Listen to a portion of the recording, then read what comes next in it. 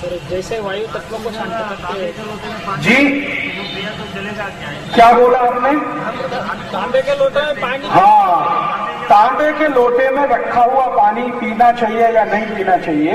ये तांबे के लोटे में रखा हुआ पानी पीने का नियम उनके लिए है जिनको बहुत तकलीफ है शरीर में ऐसी, जिसके कारण अंदर के शरीर में ताम्र की मात्रा कम हो गई है, उनके लिए ये।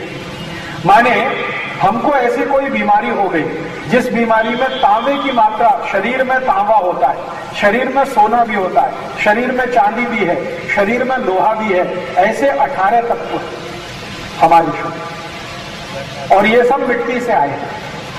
मिट्टी से जो कुछ भी अन्न पैदा होता है उसमें ये सब होते हैं, हम उसे खाते हैं तो हमारे शरीर में आते हैं। तो शरीर में तांबे की मात्रा जब कम हो जाती है तो कई बीमारियां आती हैं। उनमें से एक बीमारी बताओ जो आजकल बहुत आती है, सिर के बाल जल्दी गिरना।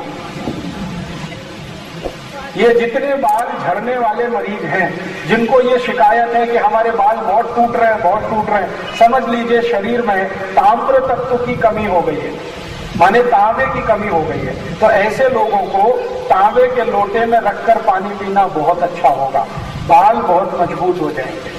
इसी तरह से आंखों की रोशनी कम हो गई है, उसमें भी ताम्र तत्व कम हो जाता है, तो उनके लिए बहुत अच्छा है कि तांबे में रखा हुआ लोटे का पानी आप पिए। लेकिन एक चीज हमेशा याद रखिए, तांबे के लोटे का पानी लगातार नहीं पी सकते, बीच बीच में उसको रोकना पड़ता है।